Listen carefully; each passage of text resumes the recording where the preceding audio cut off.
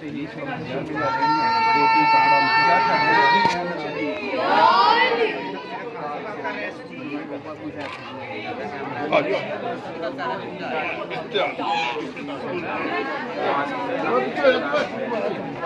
لے کر آیا مکان کا دعویٰ ہماری مدد پہنچاتے ہیں، ان کو مہنگائی اور غربت سے قسم کا تحفظ پہنچایا تھا. تو اسی طریقے سے انشاءاللہ تعالیٰ میں یوتھ کے لیے، نوجوانوں کے لیے بھی، مزدوروں کے لیے بھی، کسانوں کے لیے بھی اسی قسم کا ایک کارڈ بنانا چاہتا ہوں تاکہ ہم جو عام عوام ہیں ان کو ریلیف کر سکیں.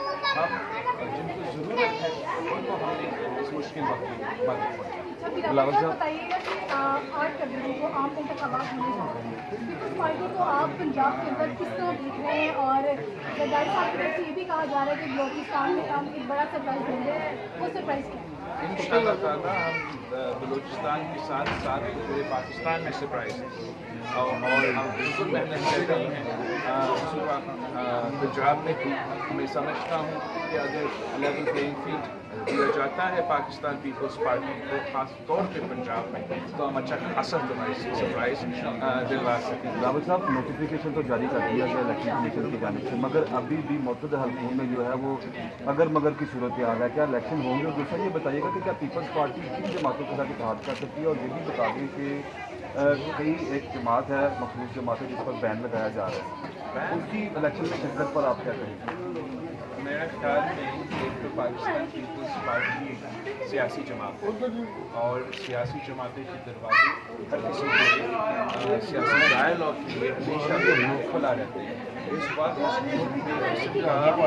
قسم کے حالات ہیں کہ پولرائزیشن اور پاکستان ایک پولیٹیکل انوائرمنٹ ہے، نفرت کی سیاست، تقسیم کی سیاست اس ملک میں ہے.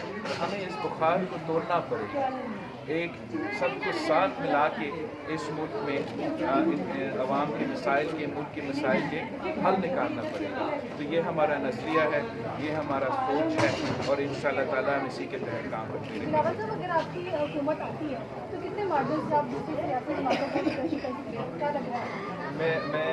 میں اگر ہمارا حکومت بنتا ہے تو میں سب کو ساتھ لے کے چلنا چاہوں گا.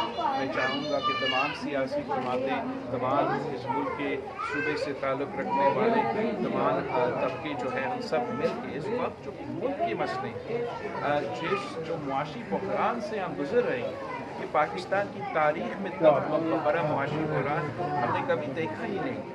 اس سے نکلنے کے لیے میرا نظر میں، میرا خیال میں ہمیں کچھ نئے قدم اٹھانے پڑیں گے، ایک نیا سیاست متعارف کروانا پڑے گا. جو پرانی روایتیں ہیں، جو تقسیم اور نفرت کی سیاست کو عروج پہ لے کر آئے ہیں، ان کو چھوڑ کے ایک ایسا نیا سمت، ایک نیا ڈائریکشن اپنے نوجوانوں کے لیے، اپنے ملک کے عوام کو دینے پڑیں گے. سب کو یہ سمجھانا پڑے گا، اپنے نوجوانوں کو یہ سمجھانا پڑے گا کہ ہم سب محبت وطن پاکستانی ہیں اور ہم سب اپنا ملک کا ترقی. بلاول صاحب کامریڈ زبیدہ شین کے گھر آپ آئے ہیں، کہ پارٹی کی ایک خدمات پر بھی کچھ الفاظ کہہ دیں اور یہ بھی بتا دیں کہ آپ نے ان سے ملاقات کی ہے. دیکھو پاکستان پیپلز پارٹی کے کارکن، خاص طور جو پاکستان پیپلز پارٹی کے لاہور کے کارکن، وہ بہت ہی بہادر ہے، بہت ہی وفادار ہے اور اتنے مشکل وقت میں پارٹی کے ساتھ دیا ہے.